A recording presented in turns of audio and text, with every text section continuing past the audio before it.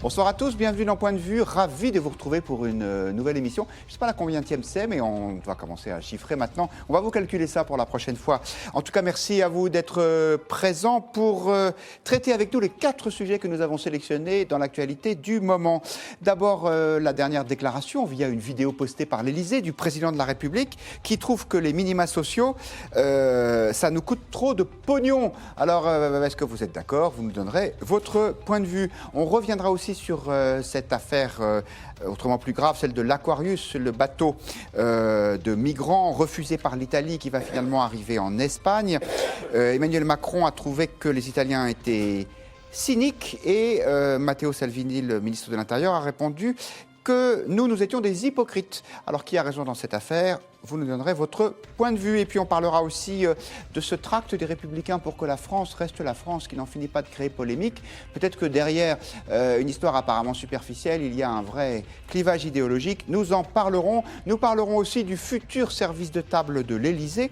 Ça viendra de la manufacture de Sèvres. Ce sera sûrement magnifique, mais ça peut coûter aussi un peu cher. On parle de 400 € par assiette et comme il y en a 1200, ça fait beaucoup.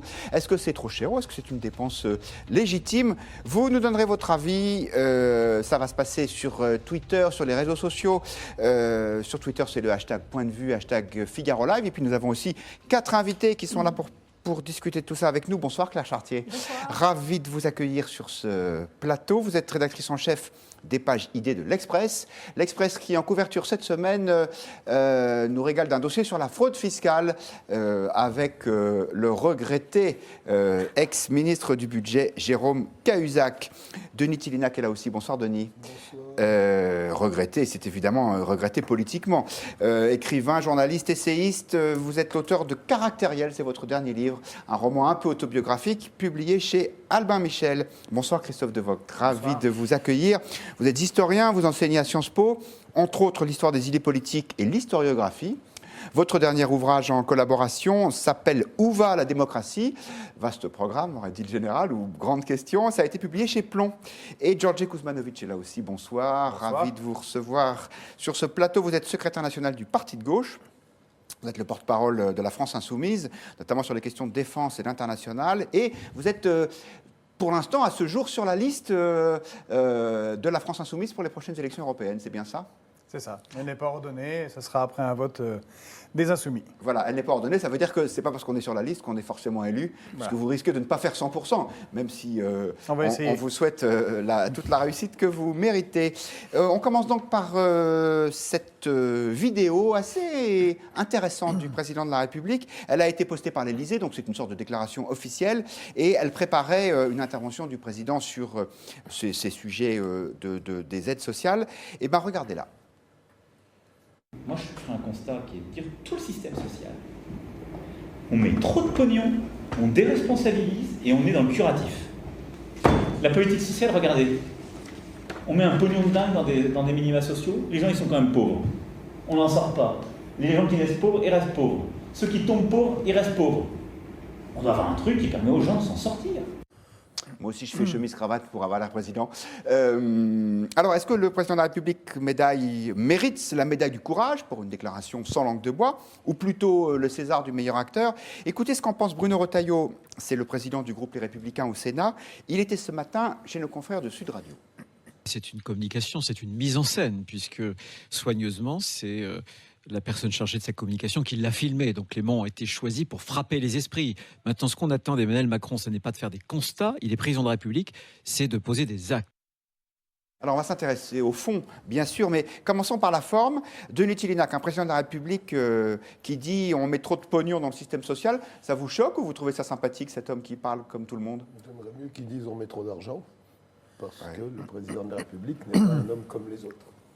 Ça, c'est l'ancien représentant de la langue française, expert de la langue française qui parle. Oui, non, puis ça lui va pas bien. De parler comme ça. Il a essayé, c'est un communicant de lui dire de faire cette connerie. Il l'a faite, bon, en général, il ne fait pas 2 fois la même. Sur le fond, bon, évidemment, le constat, c'est que le système d'assistanat en France, outre qu'il est coûteux, qu'on a peut-être moins les moyens qu'avant, il n'est pas très efficace et il donne l'impression d'enfoncer de plus en plus de gens dans la précarité, voire la misère, au lieu de les en sortir. C'est sûr que sur le constat, on ne peut pas le contester. Alors, je n'ai pas de recette miracle pour en sortir. Mais sur le constat n'est pas, à mon avis, est juste. On voit. Claire Chartier, même question sur la forme et sur le fond. D'abord sur la forme et ensuite. En fait, je trouve qu'il a un côté caméléon du verbe, ce président. Et alors là, on a vraiment un exemple aujourd'hui, puisqu'on a cette vidéo ce matin, et cet après-midi, il fait un discours à Montpellier. Quand vous regardez les mots qu'il emploie... Devant le monde de la mutualité. Voilà. Précisément pour parler de sa politique sociale, donc exactement ce sujet, ça n'a plus rien à voir. Là, il est très empathique, il parle d'exclusion, de dignité sur un registre lexical qui est quand même beaucoup plus élevé. Alors certes, c'est un discours, c'est pas la même chose, mais les deux messages, c'est très intéressant de voir combien il joue très souvent sur les deux registres. Et c'est pas la première fois ça veut dire qu'il n'est pas sincère ? Ça veut dire qu'il y a une stratégie quelque part derrière, c'est évident. C'est un coup à droite, un coup à gauche. Parce que quand il parle comme ça, c'est un coup à droite. Parce que c'est vraiment, ça veut dire ceux qui dénoncent l'assistanat, qui dénoncent un système qui ne fonctionne pas, et de fait, sur le fond, il n'a pas tort, ont bien raison. Donc ça nous porte plutôt vers la droite. Et ensuite, dans le discours à Montpellier, là, on est dans l'empathie, et là, on est beaucoup plus sur la gauche. Donc un coup à gauche, un coup à droite, la balle au centre. C'est marrant ce que vous dites, donc ça serait le discours... pour plaire à la droite, qui serait le gouailleur, et celui à la gauche serait solennel et académique. Comme ça, et au bout du bout, effectivement, on peut se demander finalement où il se situe. Mais enfin, il se situe au centre, qui est assez proche de sa stratégie politique. Alors, je ne voudrais pas assigner à résidence les internautes du Figaro, mais on leur a posé la question pour savoir s'ils sont choqués ou non par les propos d'Emmanuel Macron. Ils ne le sont pas. Je ne sais pas si c'est parce qu'ils se sentent plutôt de droite, pas tous sûrement, en tout cas à 75%. Donc c'est la question du jour, et vous êtes 35 000 à avoir répondu. Ça n'est évidemment pas un sondage, mais une opinion, un point de vue. Georgi Kuzmanovic, quelque chose me dit que vous n'êtes pas forcément d'accord avec le constat du président de la République sur cette inutilité ou ce coût excessif des aides sociales. En fait, je n'avais pas vu cette vidéo et ce montage est une honte. Est une honte de la part d'un président qui est censé représenter les Français. Alors, pour une fois, il y a un très bon chiffre qui est tombé, c'est le chiffre de l'INSEE. Alors, un très bon chiffre, entre guillemets. C'est le maintien du nombre de pauvres en France. Il est à 8,9 millions, quasiment 9 millions, et il n'a pas beaucoup progressé. Et vous savez grâce à quoi ? Parce qu'il y a des gens qui touchent, par exemple, le RSA. Mais ce qui est inadmissible, c'est que ce président-là, c'est réellement le président des riches, ou le président du marché libre, comme le déclarait Forbes.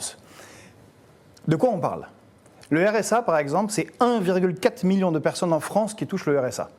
Pour un total, 500 € par mois en gros, pour un total de 8,5 milliards par an. C'est rien. Comparé à, je vais vous faire une toute petite liste à la Prévert, 73 milliards de niches fiscales pour les riches, 80 milliards de fraude à l'URSSAF, 20 milliards de fraude à l'impôt sur le revenu. Et on ne parle même pas du shadow banking, qui est une fraude à peu près 1200 milliards par an. C'est pas facile de déterminer le montant de la fraude, puisque par définition, oui, mais celle-là, elle est très bien calculée. Il y a des gens qui font ce travail.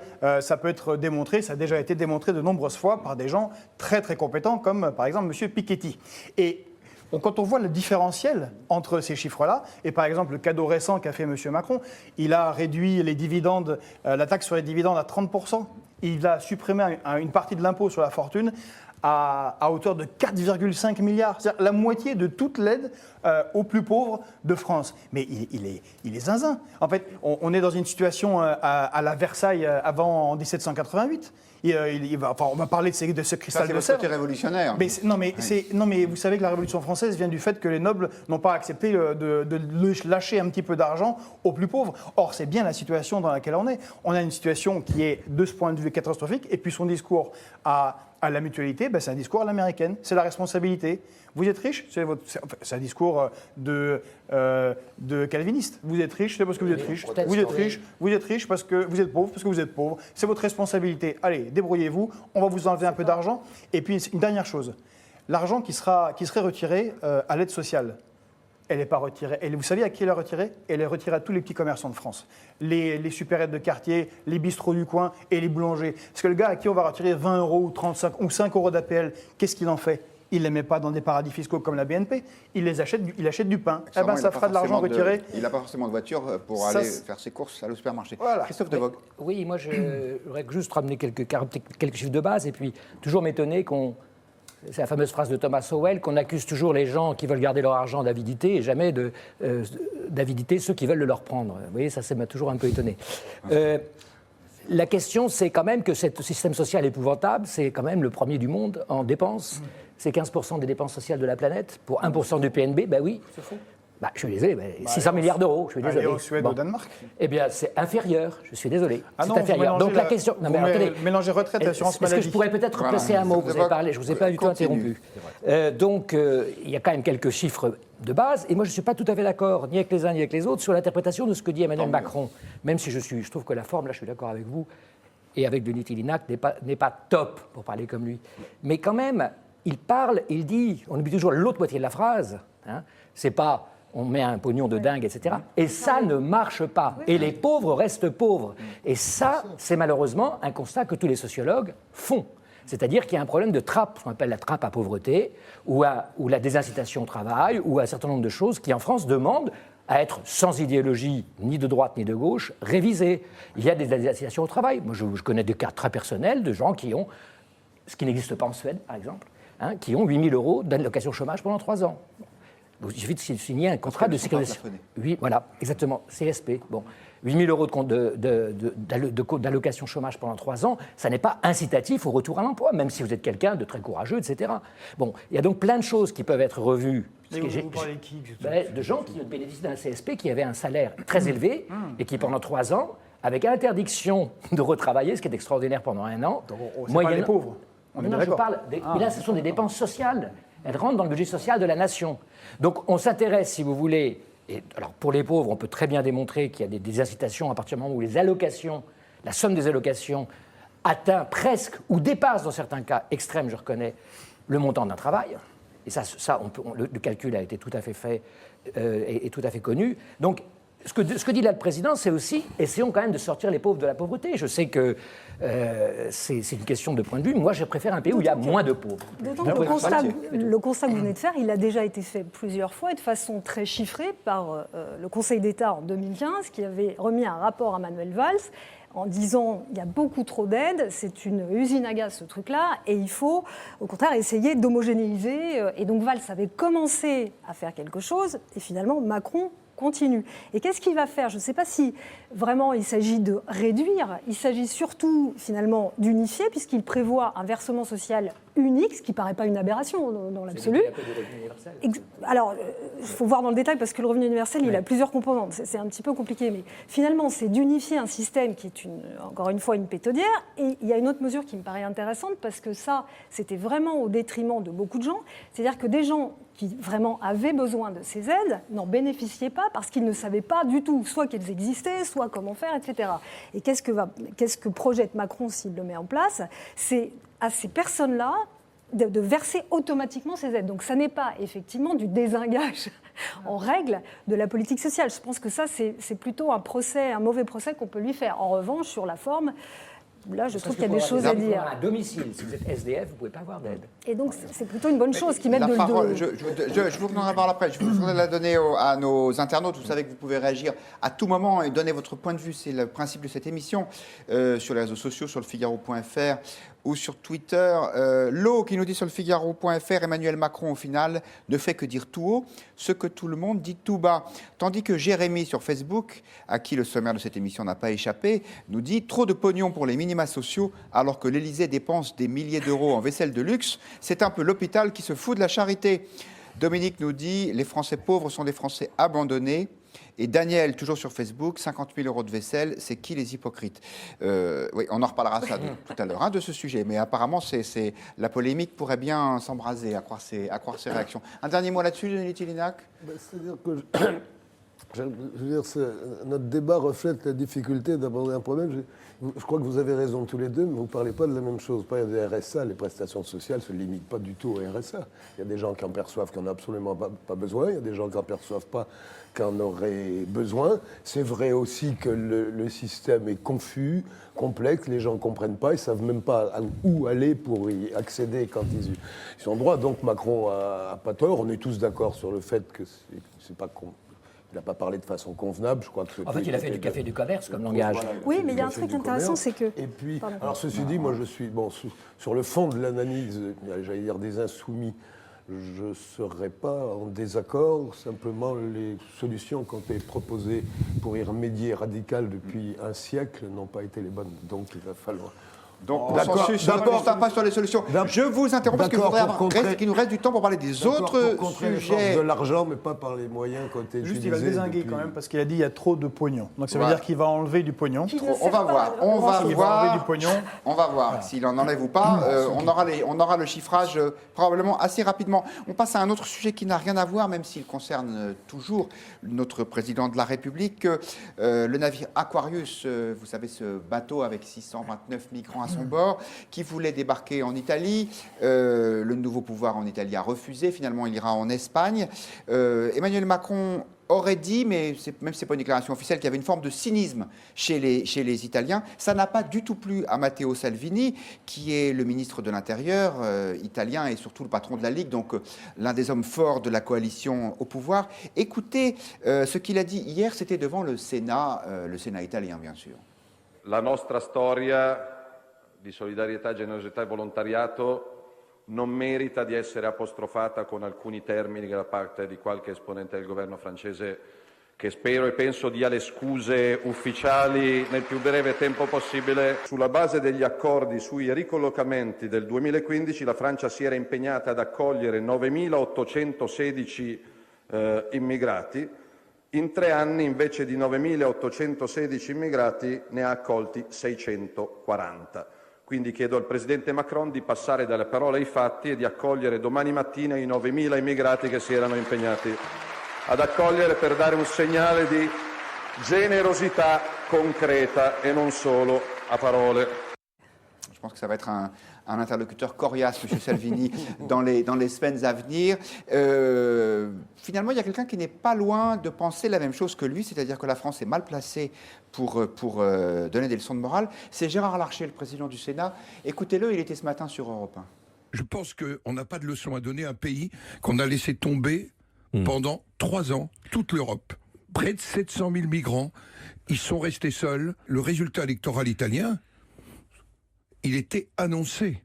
Je me souviens des propos du préfet d'Agrigente en 2016 qui m'a dit « Regardez les colonnes de migrants qui veulent aller tous en Europe du Nord, on ne sait pas les gérer ». Au fond, l'Europe a détourné les yeux de la réalité italienne. Aujourd'hui, l'Europe peut se déconstruire sur la question migratoire et celle du terrorisme. C'est très intéressant, c'est important ce qu'il dit. L'Europe peut se déconstruire sur la question migratoire. Il est rare que des politiques parlent aussi clairement quand ils sont à des postes comme celui-là, de Nitilina. C'est le seul mot contestable d'un propos plus que sensé, je veux dire, et lucide. Il y a longtemps qu'on sait que Larcher est un type lucide et raisonnable, c'est déconstruire. Ça veut dire qu'il y aurait une construction européenne. Si Macron veut se poser en patron de l'Europe, là, après ce qui s'est passé, il va avoir du lot. L'Europe est inexistante sur ce dossier-là, comme elle l'est en tant qu'institution sur tous les autres dossiers, donc c'est pas la peine de parler de l'Europe. Mais parlons de ce problème concret. Il y a des lois internationales qui disent qu'en cas d'urgence humanitaire, les côtes les plus proches doivent accueillir. Bon. Et les Italiens ont cru devoir s'en émanciper. Je pense que moralement ils ont eu tort, le gouvernement italien, même si ils sont dans une cohérence politique par rapport à ce qui a été le programme électoral des 2 partis qui ont gagné les élections. Bon, c'est bien que les Espagnols les aient suppléés. C'est vrai aussi qu'on a laissé tomber l'Italie depuis longtemps, qu'elle ramasse le gros des migrants venus en provenance des côtes africaines et que, bon, un partage un peu plus équitable serait à notre honneur. Christophe Devoogd, entre Français hypocrites et les Italiens cyniques. Vous avez choisi Alors je ne sais pas, moi, le statut de la déclaration d'Emmanuel Macron, mais là, autant je l'avais un peu soutenu, mais un peu par esprit de contradiction, sur le cas précédent, là, je trouve que c'est peut-être même pour moi sa première grosse maladresse diplomatique, où il a été plutôt très bon jusqu'à présent.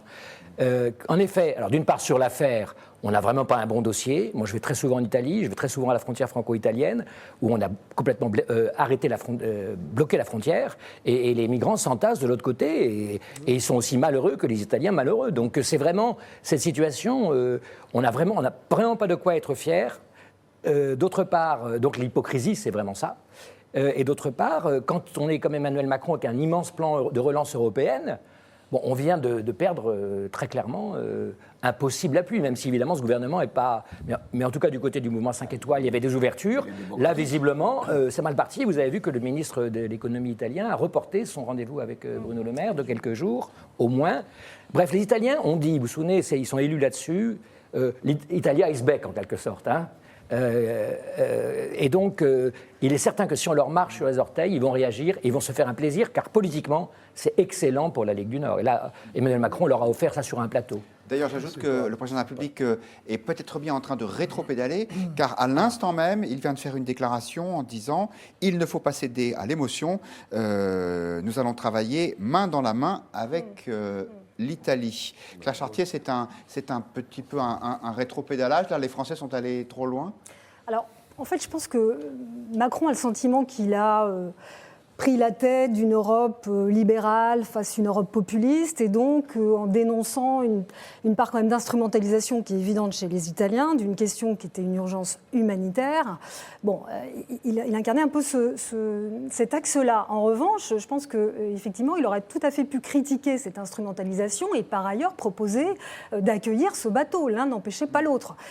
Et d'autant que dans son programme, j'ai été faire un petit tour dans son programme de campagne, et il disait « La France doit être à la hauteur de sa tradition historique d'accueil ». C'était le candidat Macron qui disait cela avant les élections. Donc il y a quand même une incohérence qui crée un malaise.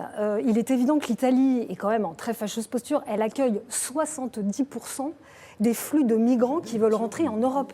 Donc on ne peut pas considérer ça comme juste un problème très local. Ce qu'il aurait fallu faire, à mon sens, dans cette circonstance-là, c'est évidemment répondre à l'urgence humanitaire et puis remettre sur le tapis la question du règlement de Dublin. Parce que pourquoi l'Italie doit à ce point assumer cet afflux, c'est en fonction d'un règlement qui impose au pays, qui impose au pays dans lequel le migrant entre, à ce pays-là de traiter la demande d'asile. Ce qui fait que c'est terrible. Sauf que, évidemment, les Français n'ont pas envie d'accueillir davantage de migrants. Non. C'est d'ailleurs, quand sur Twitter, on vous a posé la question, la France est-elle hypocrite dans ce dossier? Et vous êtes 83% à répondre oui. Quelques commentaires. Celui de Betsy sur Facebook, l'Italie est laissée seule face à l'immigration en Europe. Tandis que Thierry sur le Figaro.fr nous dit Salvini est un vrai politicien car il parle franchement. Et José sur Facebook, les Espagnols n'ont-ils pas subi la pression de Macron et de Merkel? C'est une bonne question, Georgi Kuzmanovic. Vous savez si les Espagnols ont fait ça de leur fait? Le nouveau pouvoir en Espagne, c'est un nouveau gouvernement socialiste qui est arrivé aux affaires. C'est une mesure prise de leur propre fait, a priori. Oui, a priori, c'est pris de leur propre fait, mais là, je crois, c'est comme vous le disiez, c'est une mesure... c'est une mesure d'aide à des gens qui sont dans une situation de détresse absolue humanitaire, sur un rafio au milieu de la mer. Il y a des lois internationales, ne serait-ce que les lois de l'honneur de la marine de tout temps, préconisent d'aider les gens, quels qu'ils soient, puis après on réfléchit ce qu'on en fait, mais on ne laisse pas flotter au risque avec des gens femmes enceintes. Enfin, oui, c'est inadmissible. Là, il a été moins glorieux, Macron, il n'a pas fait de déclaration, il est resté quand même 48 heures à faire l'autruche. Visiblement, son responsable de communication n'avait pas son iPhone pour filmer la scène, ce coup-là. Mais maintenant, Salvini, il fait ce qu'il a promis. Et effectivement, les Italiens ont eu un problème, comme les Grecs, parce que les Grecs aussi, c'est le premier pays qui Moi, j'ai été plusieurs fois en Grèce avec nos camarades d'Unité populaire. Il faut voir que ce sont des pauvres gens de Grèce qui vont aider des pauvres gens qui viennent du reste du monde. Et l'Europe, oui, les gens, c'est comme ça. Ouais. Ou des militants, alors, de gauche, mais aussi catholiques ou là-bas orthodoxes, enfin bon, des gens qui vont aider leurs prochains, alors que là, les gouvernants qui se targuent d'être des démocrates et des défenseurs des droits de l'homme au niveau de l'Europe sont bien contents que rester là-bas. Et puis pour des chiffres, effectivement, quand même un peu ridicules. Bon, pour une fois dans ma vie, hein, mais je vais dire que Salvini a raison. 640 contre 9800 qui étaient prévus. C'est assez bien envoyé, il faut reconnaître. Oui, sauf que les 640, c'est 640 qui sont entrés dans les règles. Il y en a des dizaines de milliers d'autres qui sont entrés la France a signé un accord, l'accord de Genève sur les réfugiés. Parce qu'il y a tout, il y a des migrants économiques, mais aussi des réfugiés guerre. Et là, on est un peu en retard. Je crois qu'on est dans le bas de l'Europe sur l'accueil des réfugiés de guerre. Mais par contre, là où il y a un autre souci, ils n'en parlent pas, mais c'est sur les migrants économiques intra-européens. C'est-à-dire que là, on fait tout un drame autour de quelques personnes qui souffrent sur un bateau au milieu de la Méditerranée, mais visiblement, les 536 000 travailleurs détachés dont on se demande pourquoi est-ce que la France en aurait besoin, vu le nombre de chômeurs qu'il y a en France, ne semble pas poser de problème à M. Macron non plus. C'est un autre sujet. C'est un sujet qui est quand même très lié. Quand Gérard Larcher dit que l'Europe peut se déconstruire, ça veut dire exploser sur la question migratoire, vous pensez qu'il est trop pessimiste ou c'est vraiment il y a la survie de l'Europe qui est en danger là? Je pense qu'il y a un véritable enjeu. Ah oui, ça c'est très très clair. Je pense qu'il y a un moment assez crucial et à mon sens, ça peut au contraire pousser l'Europe à enfin bouger sur cette question et avancer. Effectivement, l'Europe qui... Avancer, c'est accueillir plus de gens ou moins de gens? Attendez, l'Europe qui, pour répondre à Denis, l'Europe qui, ça sera quelques pays probablement. En effet, je ne pense pas qu'une Europe qui est à ce point divisée avec des pays de l'Est et maintenant du Nord, puisqu'il y a il y a des pourparlers, enfin il y a des discussions entre le Danemark et l'Autriche pour mettre en place des camps de rétention et d'exclusion. On voit bien qu'il y a quand même une grosse ligne de fracture. Donc je pense que quelques pays vont être amenés, dont la France, dont l'Espagne, dont l'Allemagne, vont être amenés à réfléchir vraiment à leur projet d'agence, de traitement de la question migratoire, en sachant de quoi on parle, en sachant comment on peut harmoniser les critères d'asile, etc. Il y a tout un boulot à faire là-dessus. Et des crises comme celle-là, à la veille d'un sommet européen qui va porter sur ces questions-là notamment, je pense que de ce point de vue-là, ça peut être salutaire. De toute façon, c'est classique. L'Europe, c'est marche de crise en crise. Voilà. Jusqu'à présent, ça a tenu avec les crises monétaires notamment. Ça pourrait très bien être une crise fatale. Il y a quand même une chose qui me porte à l'espoir, et ce qu'on oublie toujours de rappeler dans ce débat, c'est que les opinions publiques sont très favorables à une politique européenne commune, aux 2/3. Et c'est constant et c'est répété d'Eurobaromètre. L'opinion publique. Voilà, mais une politique. Mais ce qu'ils veulent. Mais non, je parle des pays, tout simplement, quand on demande aux 28 pays, ils sont très favorables à une politique de migratoire commune. Et pourquoi? Parce qu'ils constatent.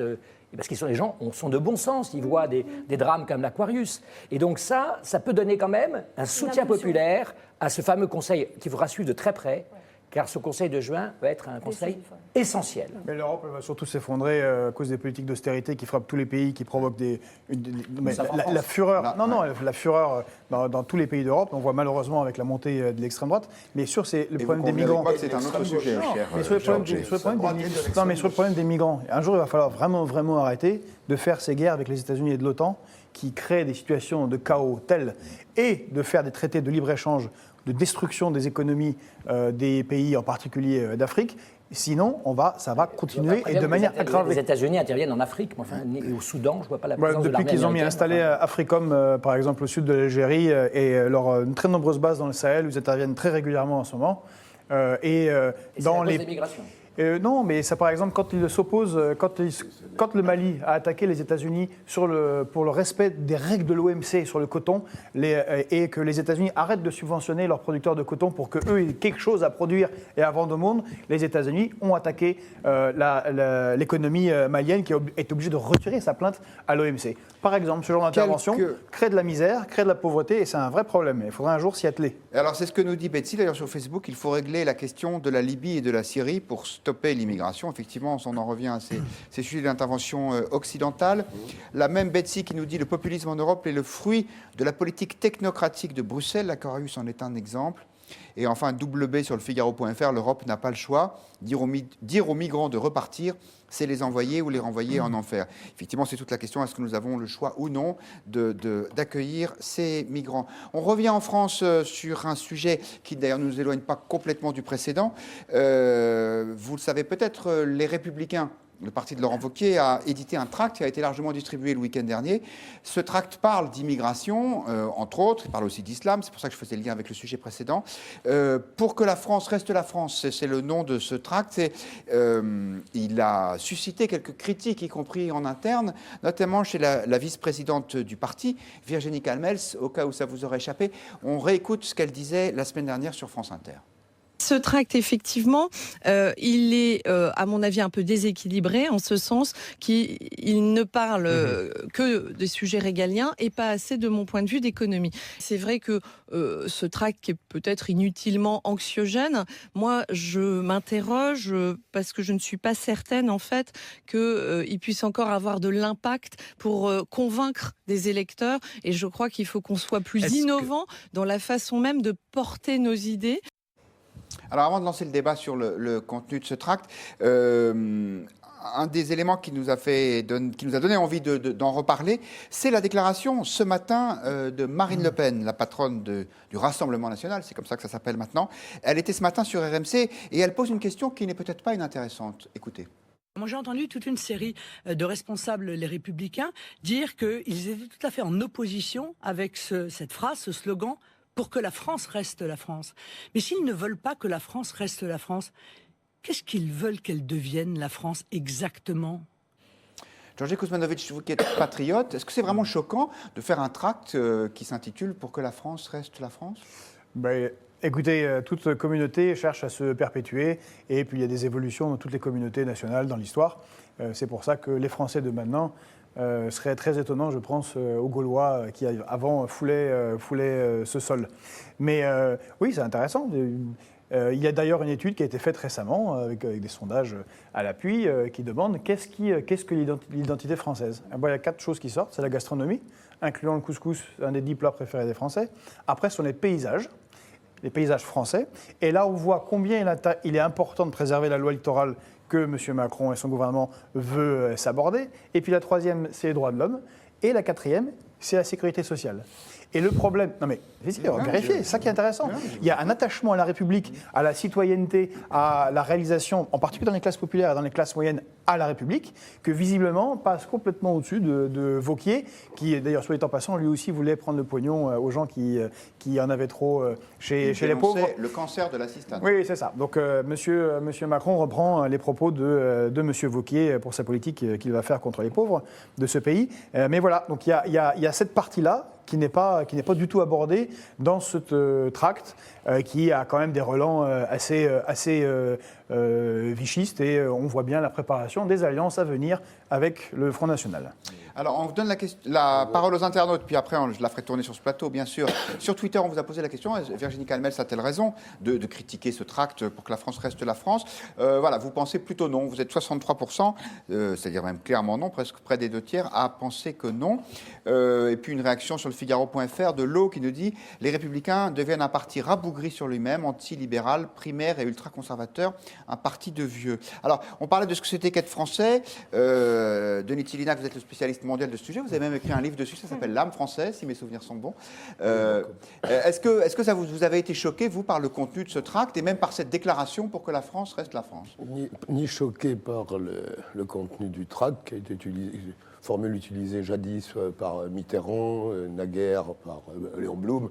Bon, non, pas du tout. Ni étonné par la polémique intéressée que font soit les gens de Macron, soit l'extrême gauche ou l'extrême droite, au chef du seul parti qui tienne à peu près debout en ce moment, qui a quand même plus de 100 000 adhérents, qui, je vous le rappelle, a gagné les dernières partielles, qui est les Républicains de Wauquiez. Alors en ce moment, on est en train de grimer Wauquiez en espèce d'émule de Goebbels ou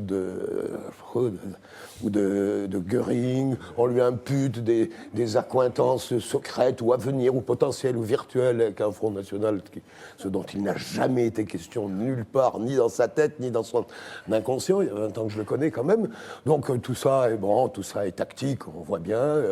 Les Républicains qui sont l'opposition maintenant à Macron, j'allais presque dire la seule, avec les Insoumis, c'est vrai, pour le moment, le gêne. C'est tactique, mais c'est aussi politique. Parce que les Insoumis, elle gêne le Front National parallèlement, parce que s'il réussit son pari, c'est-à-dire de faire une opposition conservatrice au bon sens du terme, crédible, à ce moment-là, il aura de l'avenir. C'est tactique, mais c'est aussi politique, parce que c'est vrai qu'il y a un débat au sein même des Républicains pour savoir si la droite, elle doit être libérale ou aussi conservatrice, voire identitaire. Virginie Calmel, ça a du charme et du talent. Elle est ultra-libérale en économie, ce qui n'est pas la tradition du RPR et de l'UMP du tout, qui est une tradition de gaullisme plutôt jacobin et dirigiste que ultra-libérale, même si ça a un peu changé, je vous l'accorde.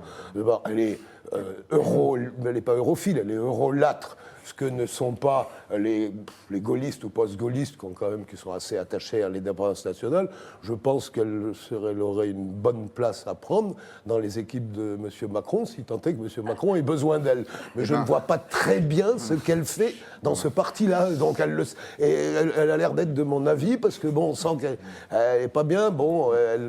On dit même qu'elle voudrait prétendre à une première place sur une liste. Ce serait probablement, alors pour le coup, la première vraie bêtise politique que commettrait Laurent Wauquiez, s'il la lui refilait. Après, lui a refilé peut-être un peu hâtivement le poste de numéro 2. Voilà ce qu'on appelle un point de vue. Merci, cher Denis Tilak, c'est l'objet de cette émission. Christophe Devock. Oui, je ne vais pas beaucoup épiloguer, je suis d'accord en partie. Cela dit, je crois qu'en effet, Wauquiez est quand même... Mais le problème, c'est sa question de sa crédibilité personnelle qui est en jeu, largement, dans toutes ces affaires. Et ça, c'est pas encore réglé, dans l'opinion. Mais c'est vrai que là, on retombe toujours sur l'idée qu'il y a quand même deux droites dans la droite. Et que là, on a affaire, Virginie Calmès. Alors je pense, cela dit, là, je suis un peu en désaccord, c'est qu'elle a des désaccords qu'elle a bien expliqués avec Macron, sur notamment les enjeux de laïcité, sur des enjeux d'immigration. Elle a été très, très, très claire là-dessus. Et elle a elle-même dit qu'elle ne critiquait pas, pour être très précis, le titre de ce tract. Attention, donc ne lui faisons pas dire ce qu'elle a dit. Non, elle a dit, je n'ai pas de problème avec le titre, j'ai du problème avec l'absence de l'économie. D'ailleurs, on l'a entendu. Voilà.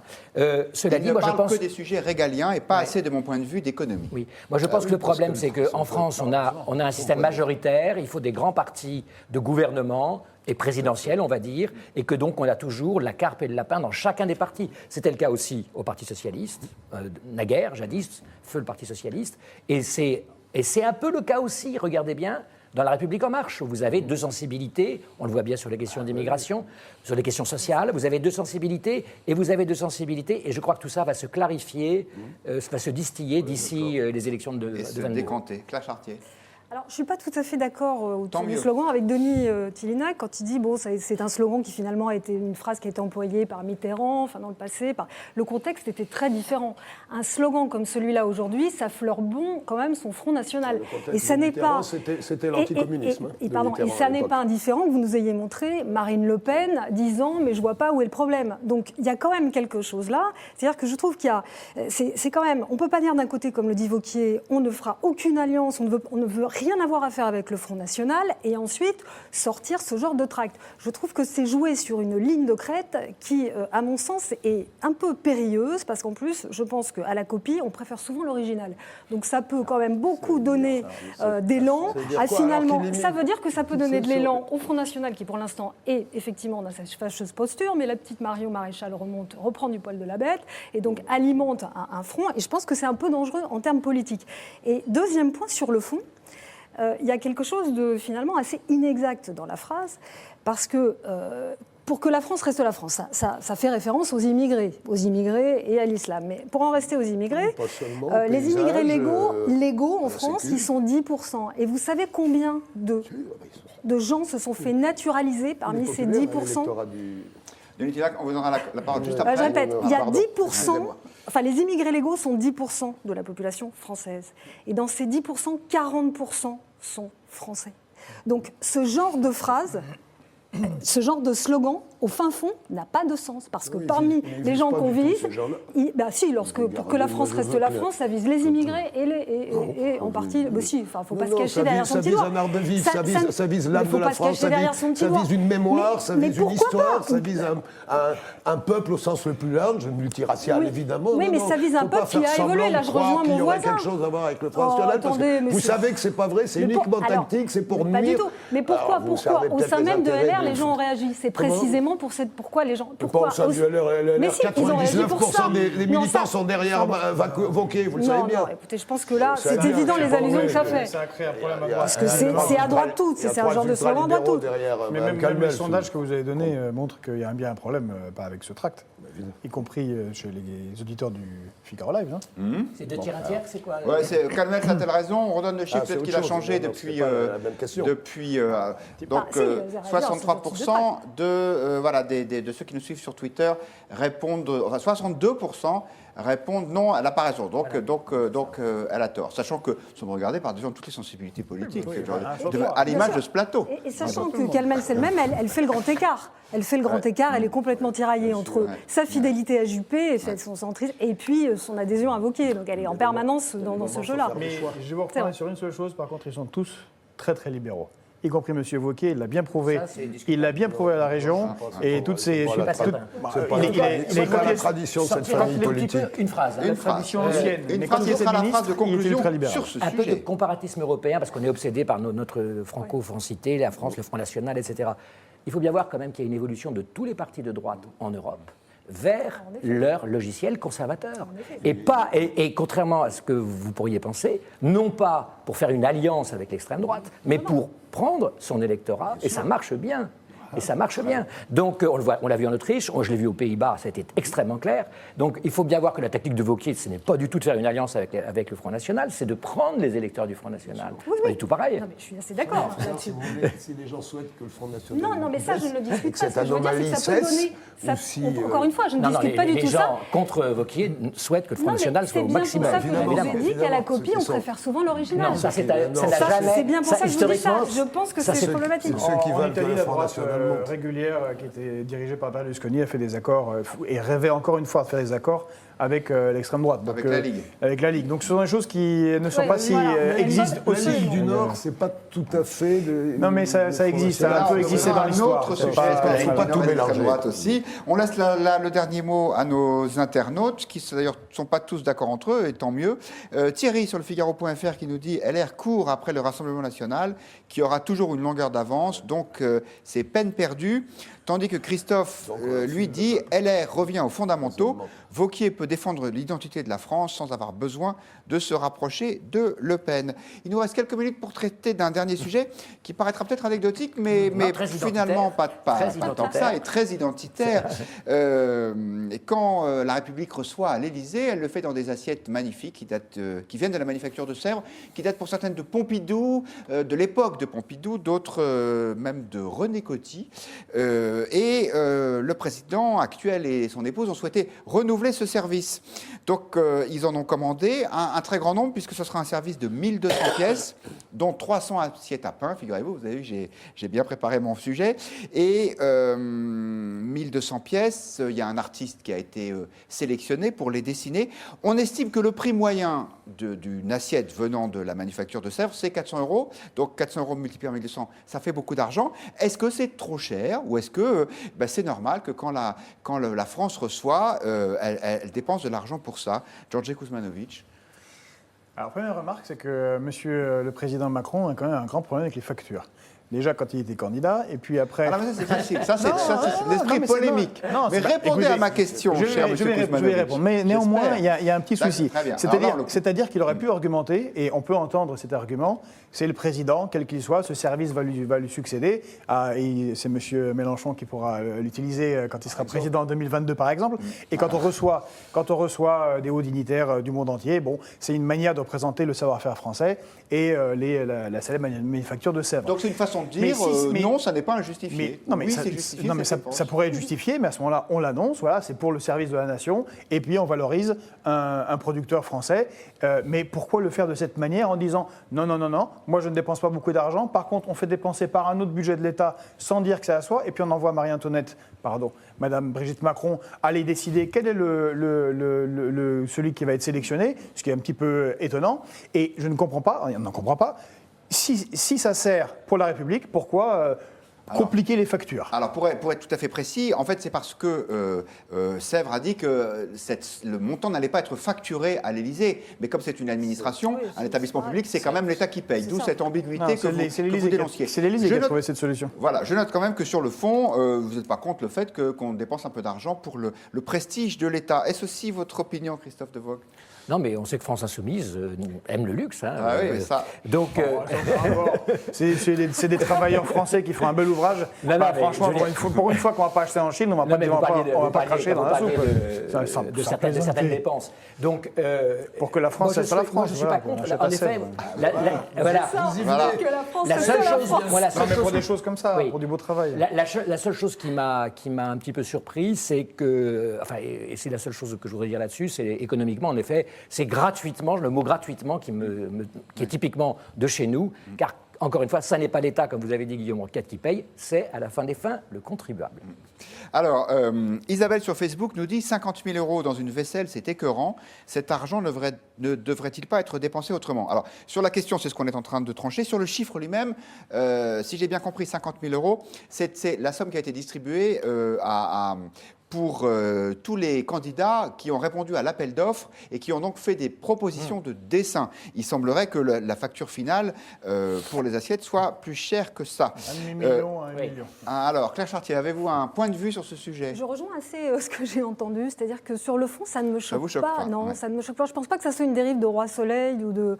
Au contraire, il fait pas marcher le petit commerce, mais l'artisanat haut de gamme français. Je trouve que le rayonnement d'un pays, ça se mesure aussi à ce genre de détails. Ça me choque plus de voir des représentants, enfin des dirigeants circuler en avion privé alors qu'ils pourraient prendre d'autres moyens de transport. Là, je trouve ça beaucoup plus choquant. En l'occurrence, non. Alors, c'est intéressant parce que... Ça tombe mal, comme Ça disait Guillaume tombe mal, il y a Roquette. une collusion. Alors voilà, et d'ailleurs, Il y a une collusion. alors je sais pas du tout. Dans ce pays égalitaire. On a posé la question évidemment sur Twitter. Ces dépenses sont-elles justifiées? Et en fait, voilà, vous êtes plutôt 2 tiers à répondre non, ça n'est pas justifié. Combien est-ce qu'il y a de votants? Voilà, bon, c'est évidemment sur la base du volontariat. Donc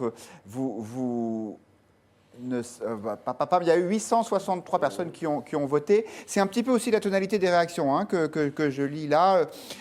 Christophe sur le Figaro.fr, il doit montrer l'exemple, faire des économies. Hugo sur Twitter, des dépenses choquantes dans le principe et scandaleuses en période de restriction budgétaire. Et Isabelle sur Facebook, Isabelle, on a déjà cité les 50 000 €. Et vous, Non, mais ce qui Denis est Tilinac? problématique, c'est d'annoncer une baisse de l'argent qui est versé aux pauvres en France avec ce genre d'assiette à côté de soi. C'est ça le scandale. C'est pas qu'on ait de la belle vaisselle pour recevoir le président de la Chine ou des États-Unis. C'est le problème de baisser eux n'ont pas les annoncé. petits revenus des Francs. Et ça, c'est pas... Voilà, Non, c'est que l'info honteux. est sortie. Oui, oui, oui, oui. En plus, ça n'a pas été annoncé. Le parallèle va être Pareil. immédiatement fait. Ça, Oui, c'est Denis parce que Tilinac. l'info est C'est sortie. normal. Voilà. On va pas faire, Vous avez beaucoup fréquenté l'Élysée, notamment quand Jacques Chirac, qui était un de vos amis, était président de la République. Et vous étiez son ami, c'est tout à votre honneur et au sien. Vous êtes choqué par ces dépenses ou par le train de vie de l'Élysée plus généralement? Premièrement, il ne faut pas diviniser l'opinion publique. C'est une petite diva capricieuse, versatile. Deuxièmement, je crois que l'État, faut tenir son rang, pas de populisme. Parce que si vraiment on s'en prend au style de vie, au niveau de vie de la classe dirigeante publique, politique, pour avoir seul des ringards au grand frère de la politique, ça sera pour le plus grand bénéfice des grandes forces de l'argent privé, qui déjà sont déjà en position de force par rapport à nos énarques, à nos dirigeants. Donc non, il n'y a pas lieu de la moindre polémique. En plus, Sèvres, c'est la grande tradition nationale, c'est bien. Et sur le fait que l'Élysée ne paye pas, n'affiche pas la somme, ça pour le coup, c'est quand même pas très clair. C'est toujours pareil. C'est des histoires de communication. Chaque fois que. Moi, je pense que Macron est un homme il a des grandes intuitions qui sont belles, mais je pense qu'il fait comme les autres. Il finit par se référer trop souvent à des communicants, à chaque fois, ils leur font faire des conneries. Ça, c'est une loi. C'est une loi qui ne souffre pratiquement aucune exception. Non, Claire Chartier, alors, il veut rester Jean-Luc Guzman, transparent et ne pas trop dépenser, Voilà, on vous a- alors qu'en fait, il dépense. Voilà. Vous nous avez donné votre point de vue là-dessus. Effectivement, Claire Chartier, il a eu tort de ne pas dire voilà ce que ça coûte et ce sera pour le budget de l'Élysée. Bah oui, Même pas en parler, d'ailleurs. Non, C'est mais pas- d'autant que c'est pas le niveau d'un chef d'État. Pour être honnête, c'est Chose plutôt nous qui en parlons que lui. Hein, Oui, donc, ça c'est sûr. Non, oui, ça c'est pas faux. Mais d'autant qu'en plus, comme il est dans le parler vrai, paraît-il, qui dit les choses carrées, etc., effectivement, il aurait pu jouer assiette sur table. Il y a le secret. Un chef d'État ne doit pas être dans le parler vrai. Il y a des secrets d'État. Un chef d'État doit être lointain, un peu Ouais, mais impasible. je me rapporte à ce qu'il dit, et lui, un qu'il est dans le peu, parler vrai. hein, ouais. énigmatique. L'assiette de Sèvres comme secret d'État. Oui, c'est vrai, mais C'est bon, non plus, c'était pas la peine un d'en petit parler. peu. En tout cas, c'est pas les. Ah si, justement, c'était la peine d'en parler. Il y a pas lieu Valoriser de un polémiquer. Mais là, il y a savoir-faire encore un peu, français. dans le cas italien, une Bon, on est tous erreur de d'accord. communication. Vive le. Et je crois qu'on est tous d'accord sur le fait que tant mieux, vive Vive Sèvres. Sèvres, hein. voilà. Non, une erreur de politique de taxer les pauvres. Ah, oui, on est d'accord. Alors, donc vous êtes d'accord, mais pas les internautes. Et donc, on va terminer cette émission sur des derniers points de vue. Olivia qui nous dit une assiette à 400 € égale un RSA. Blueberry qui, lui, est d'accord avec ce plateau, et non pas cette assiette, en nous disant c'est une vitrine du savoir-faire français. Quant à Christophe sur le Figaro.fr, il nous dit on ferait mieux de vendre cette vaisselle aux Chinois. Ce serait bon pour le commerce extérieur. Et bien, sur ce conseil intéressant, et on les vend d'ailleurs déjà. On les vend d'ailleurs déjà aux Chinois. Merci beaucoup à tous les quatre. Vous voyez que c'était une bonne idée ce dernier sujet. Merci d'avoir accepté notre invitation. Point de vue, c'est fini pour ce soir, mais vous retrouvez Marie-Amélie Lombard demain au même endroit, à la même heure. Bonsoir à tous.